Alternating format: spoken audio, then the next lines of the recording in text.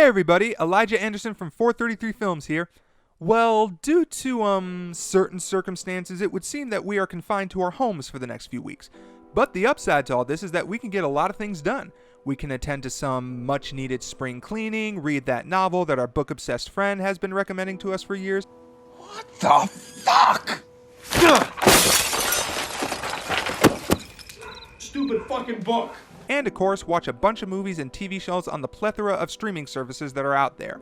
And due to there not being a whole bunch of new movies for me to talk about on 433 Films, I thought I would take this opportunity to make some videos where I recommend certain movies and TV shows I feel like talking about. And to start off, I'm going to be recommending my favorite animated films of all time. Now, two key things to remember.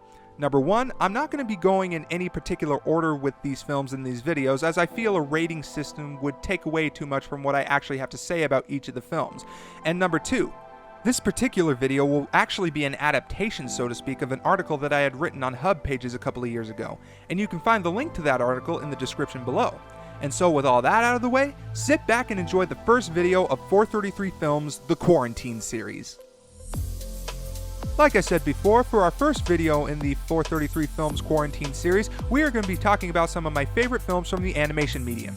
Note that I said medium, not genre, because as people like Brad Bird and Gore Verbinski have pointed out, animation is not a genre, it's just another medium through which to tell a story. Sorry, that's a little pet peeve of mine. Anyway, moving on. The Iron Giant. Brad Bird's directorial debut about an alien giant befriending a young boy in Cold War-era America is possibly one of the most emotionally affecting animated films that Warner Brothers basically did not know how to market when it first came out. But over the years, it thankfully found new life on home video and DVD and has gotten the love that it deserved, to an extent where in 2015 Warner Brothers released a signature edition that contained 2 new additional scenes. But setting all that aside, The Iron Giant definitely touches on themes of identity, friendship, and even manages to slyly and comedically critique the Cold War paranoia of the American public at the time without tumbling into Dr. Strangelove levels of cynicism. And it's probably one of the best movies having anything to do with Superman since the first 2 Christopher Reeve films. You'll know what I mean once you watch it. And you might want to keep some tissues handy. The Road to El Dorado. Yet another film that didn't do well upon initial release, but has gained cult status since the growth of the internet. And while it's nowhere near as resonant or powerful as The Iron Giant, The Road to El Dorado is one heck of a fun movie. The chemistry between Kevin Kline and Kenneth Branagh works like gangbusters, Hans Zimmer and John Powell's score is rousing, sounding at times very much like a precursor to their Kung Fu Panda music, and the comedy is always smart and on point. In fact, the good stuff is so good that it's easy to overlook the stuff that doesn't work so well, like Zekel Khan not being that interesting of a villain, or the Elton John songs feeling a little unnecessary, although I will admit that It's Tough to Be a God is incredibly catchy. But again, it doesn't really matter because the movie is mostly just about watching Kline and Branagh expertly improv their way through a comedic version of Kipling's The Man Who Would Be King. In fact, I argue that this film will make you laugh a lot harder than most modern comedy. The Emperor's New Groove. Seriously, what can I say about this one that hasn't already been said before? The Emperor's New Groove is just a riot of a film. The fourth wall breaking is genius, David Spade is probably at his funniest as Kuzco, and Kronk and Yzma are probably 2 of Disney's funniest villains ever. But thankfully the film also knows when to slow down on the jokes and have an emotional center, which also works well.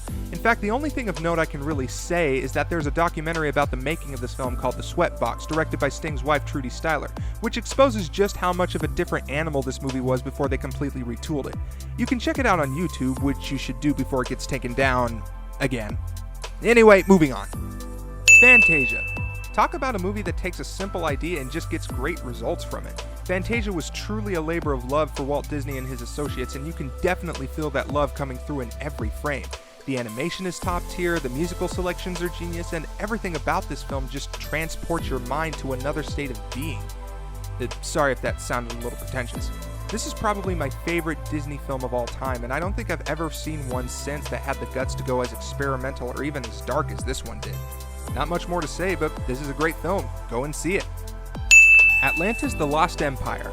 I know I've said in a previous article that this film doesn't totally work when all is said and done, mostly due to trying to accomplish too much in too little time, but I just can't help but admit how cool this movie is. Apparently when making this film, Disney hired Hellboy creator Mike Mignola to help with the character designs, and you can definitely see his art style influencing the style of the film. Think about it, did you ever notice how angular the style of this movie gets at times? In fact, Roger Ebert himself compared the film to looking like a Marvel comic. But aside from that, all of the characters are uniquely offbeat and interesting, and if given more screen time, they could have made a great motley crew of explorers. So all in all, I'd call the movie a mixed bag, leaning more towards the good. Go and check it out when you get the chance. Titan AE.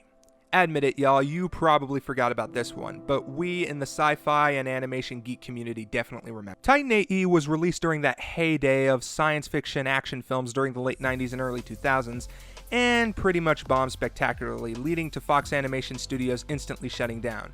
And yeah, you can't really deny just how derivative this movie feels in the plot department sometimes, but on the other hand, man, what a fun ride. I mean, yeah, it's not necessarily swinging for the fences in terms of character development or plot mechanics, but sometimes all a movie needs to be is entertaining, and this movie is extremely entertaining.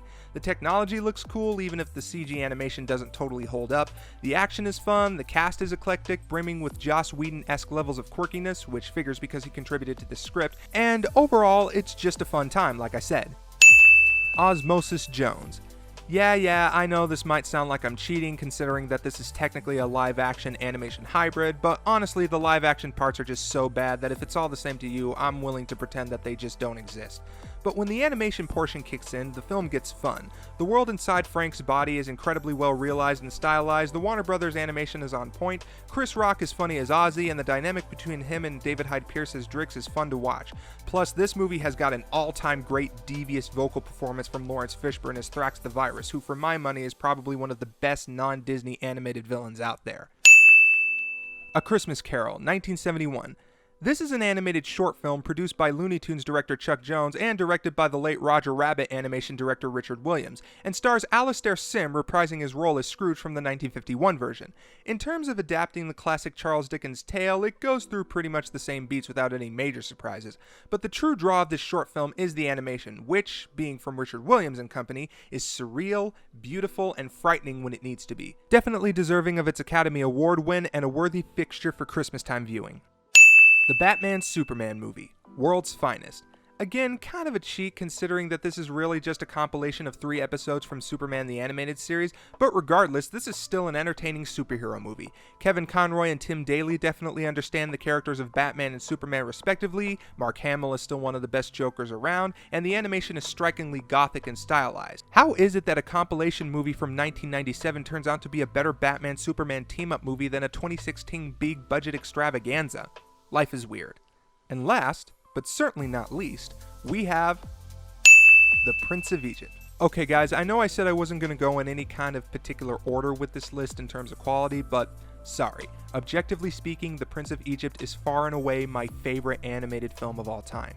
It's got everything that a great film should have. Sympathetic characters, a sense of scope, a wonderful score by Hans Zimmer, and top-shelf animation. But what I love the most about this film is how committed it is to its somber tone. It doesn't feel the need to lessen the blow of certain scenes by inserting some goofy jokes or adding in a comic relief side character for the kids. It just cares about retelling the classic story of Moses in a way that appeals to modern-day filmgoers' sensibilities, but also stays true to the spirit of the story.